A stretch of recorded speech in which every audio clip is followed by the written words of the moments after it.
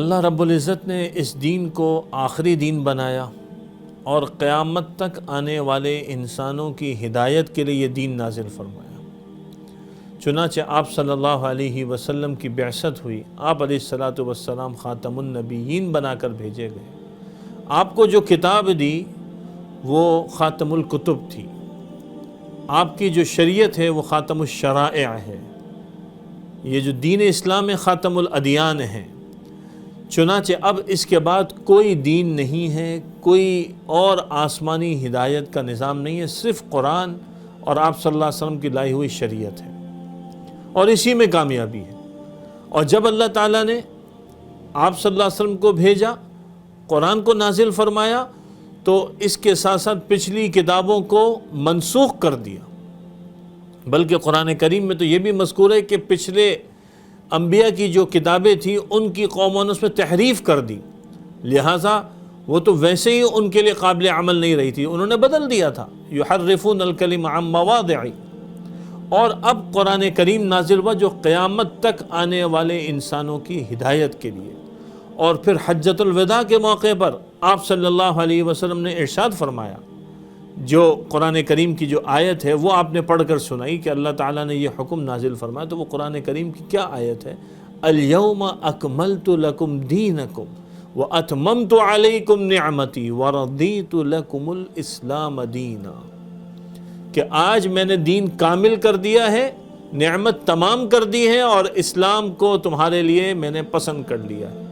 تو اکمال دین ہو چکا، اتمام نعمت ہو چکی، اب کسی اور دین کی ضرورت نہیں ہے، نہ اسلام کے علاوہ کسی دین کی ضرورت ہے، نہ اسلام کے ساتھ جوڑ کر دو تین دینوں کو ملا کر ایک نیا دین تیار کرنے کی، کہ بھئی ہم جو ہے نا سارے دینوں کو جمع کر لیں وحدت الادیان کی صورت میں، یا دین ابراہیمی کی شکل بنا لی جائے کہ وہاں سے عیسائیت کو بھی لے لو، نصرانیت کا جو سلسلہ وہ بھی آ جائے، یہودیت کا سلسلہ بھی آ جائے، اور ادھر سے دین اسلام کو بھی لے لو۔ نہیں، ایسا نہیں ہو سکتا۔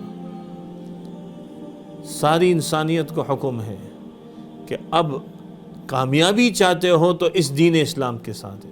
وَمَن يَبْتَغِ غَيْرَ الْإِسْلَامِ دِينًا فَلَن يُقْبَلَ مِنْهُ، قرآن کا اعلان ہے، جو اس اسلام سے دین اسلام جو اللہ نے دے، اس سے ہٹ کر کسی دین کو لائے گا، قبول نہیں کیا جائے گا۔ ان الدین عند اللہ الاسلام، اللہ کے نزدیک اگر کوئی دین ہے تو وہ دین اسلام کا۔ اور حضرت ابراہیم علیہ السلام کے متعلق بھی قرآن کریم نے فرمایا، ما کان ابراہیم یہودیا ولا نصرانیا ولکن کان حنیفا مسلما وما کان من المشرکین، کہ ابراہیم علیہ السلام نہ دین یہود پہ تھے نہ دین عیسائیت پہ تھے، وہ تو دین حنیف پہ تھے، مسلمان تھے، اور وہ مشرکین میں سے بھی نہیں تھے۔ آج ایک نئی سوچ لوگوں کو دی جا رہی ہے کہ اگر تم کامیاب ہونا چاہتے ہو تو سارے دینوں کو جمع کر کے اس پہ عمل کر لو، کامیاب ہو جاؤ گے۔ کیسے ممکن ہے؟ ایک جو ہے وہ ورژن اپڈیٹڈ ہے، لیٹسٹ ہے، اور قیامت تک کے لیے ہے، اور ایک وہ آؤٹ ڈیٹڈ ہو چکا ہے، وہ پرانا ہو چکا ہے، اس کو ترک کر دیا گیا ہے، تو دونوں کو کیسے ملا سکتے ہیں؟ یہ ممکن نہیں۔ آپ صلی اللہ علیہ وسلم کی حدیث ہے کہ اگر حضرت موسیٰ علیہ السلام بھی تشریف لے آئیں تو ان کو بھی میری پیروی کیے بغیر چارہ نہیں ہے۔ تو آج کا مسلمان کیسے یہ سمجھتا ہے کہ میں دین اسلام کو چھوڑ کر کسی اور چیز کو اختیار کروں گا، کامیاب ہو جاؤں گا؟